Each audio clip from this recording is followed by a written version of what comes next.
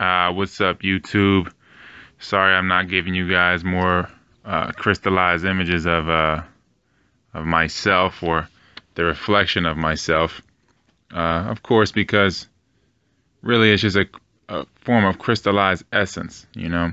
And if we look at people that we call entertainers or really outertainers, really, however you want to look at it, the talking heads on the liquid crystal displays, they're all basically crystallized essence. So they basically are projections of our collective consciousness. Everything is a projection of our consciousness. The limbic brain projects all the animal kingdom.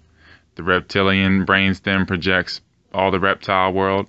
The cerebral cortex projects the human experience. It projects, the cerebral cortex is going to project this logic versus emotion existence, that yin and yang.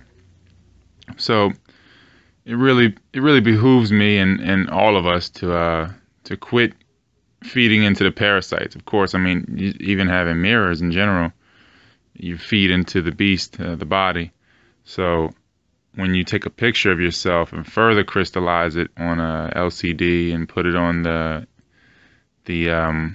what you would call the Ethernet web. So, that instead of the internet, we have the internet. And it's really just a robbing of essence, really. So you got to think about all the talking heads that you see on TV.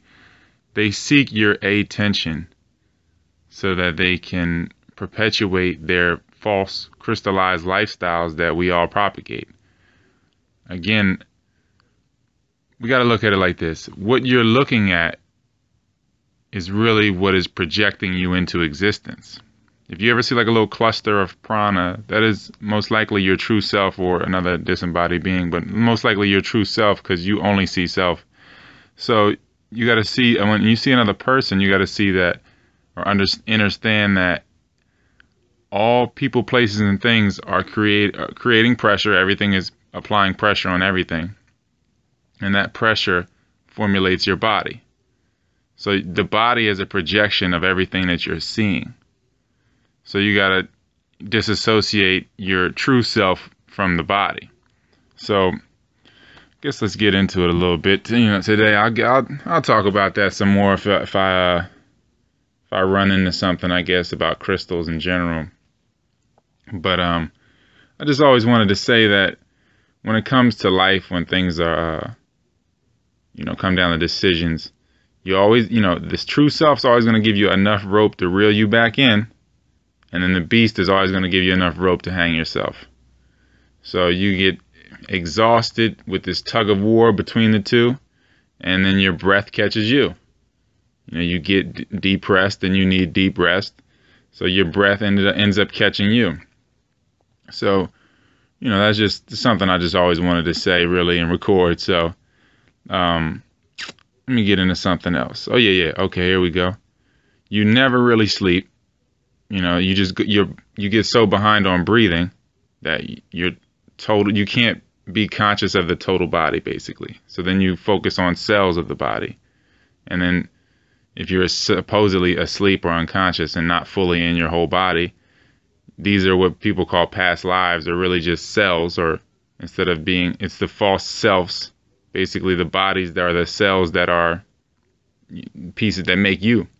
And whenever you have a death in your dream, or you die in your dream, that is just a self or a cell being shed or exfoliated.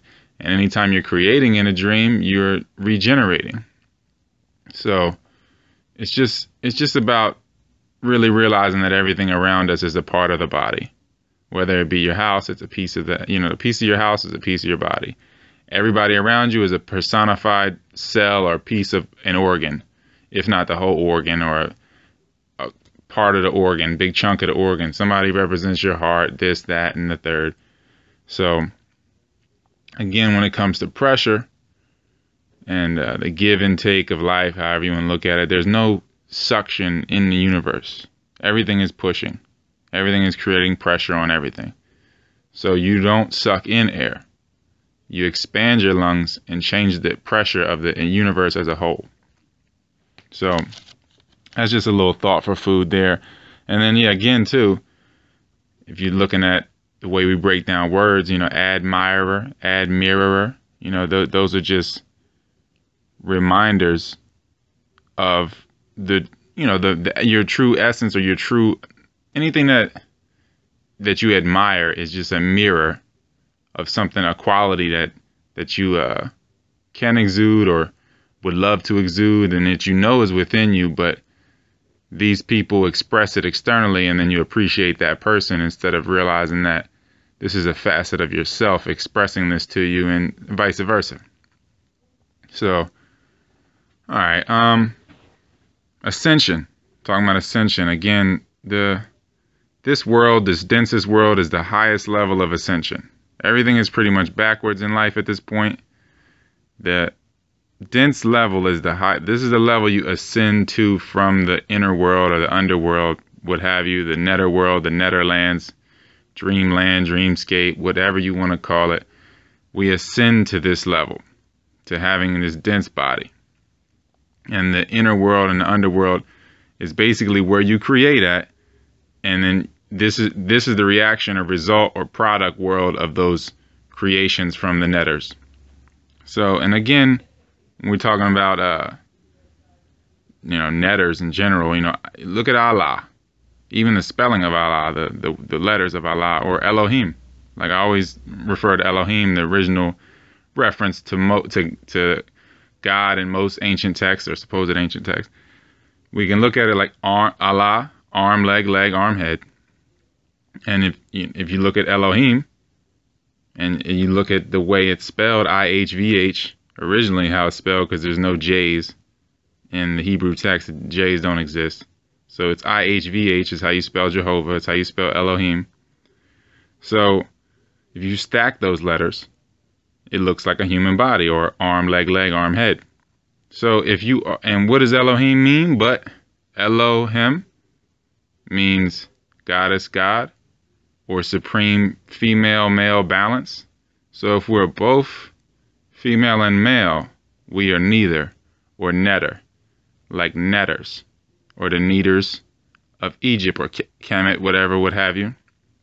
So, you look at the netters, the Netherland, the queen of the Netherlands, and all that, like why these things are taken and spat back at you. Even with things such as the Baphomet, these were things that once had a totally different meaning and now have been demonized to keep you afraid of them when they're really something else. So we just got to realize that, man. And then another thing we might want to realize too, that you never know what you really look like. So then again, with the crystallized images, you never know what you look like. You'll never be able to see your own essence in that way, because you are the observer. The body is the window. So you never know what you truly look like to others. So whenever you get to a place and you project this image in your head of how you look to other people, it only pushes this idea, or your awareness into this idea of how you look or how you might look. So then you have a half-ass experience in your projection, because you're going through something while at the same time projecting. So you're just half-ass projecting and half-ass living, and it creates a coding, or a coding. It's all about your cosmic coding, and you alter it with each breath. The DNA is altered with each breath. This is just something we got to realize, that the DNA shows all the cycles of breath since ever. So the coding in the DNA has everything to do with your coating, or the flesh coat that you wear, known as the body. And you are what you think. So just realize your power in that sense. And then and if you realize that the air is filled, this air is filled with melanin, or ether, dark matter, what have you. And then you realize, well, wait, everything's in motion in this sense. So the body itself isn't solid. It's like semi-solid. So the air is filled. So the air is, in a sense, more solid than us, because it is really ocean. It really is just the high seas. So it's however you want to look at it, just a little more thought for food. And here we go. I'm just looking at notes, running through it. Again, check out the Instagram, man. Gzuscryst19 on Instagram. There's a new text out. It's called Uninsure Exsurance Scams. It's about a lot of different things. It's only $4.99. Check that out. It's by BUDD on Amazon. You can get the PDFs, ROYALT 512 at Yahoo for the PayPal to get the PDFs. And so moving on here. Oh yeah, here we go. So GMO or GOD. You got to think about it like anything with a birth date, unlike yourself, because you re-arrived and you have always existed, and you're in immortal energy. Energy can't die and is never born. So when we have something that has a birth date, like a GMO food or cultivar, cultigen, when we insert those things inside of our immortal vessel, it only brings us to a state of linearness and a state of being mortal and having a fraction or a piece in time or space, however you want to look at it, because it is something that has a birth date and will have a death date because it was created, so it must cease as well. Since we were never born and never die, it takes our attention from the mortal state, our natural state, to this, the immortal state, which is our natural state, to this mortal state. So we have mortal thoughts, we worry about our birth dates, worry about all these different things. And, it creates a different mood. And then if you eat based on moods, you have shitty moods, if you get that. So, let's see what else we got here. Oh yeah, here we go. The gym, acid environment. Of course, working out would be considered acid, male principle. And, of course, any acid environment, if it becomes overly acidic, if your lifestyle becomes overly acidic, it creates what? We are predominantly water. So if the body is predominantly acid or acidic in its environment, then the body is breeding parasites. So if we look at the gym, it's a perfect grounds for parasites. Touching bars that all these people with different essences, different energy residues have touched, all these different things, it's just a breeding grounds. It's just a part of domestication, getting domesticated.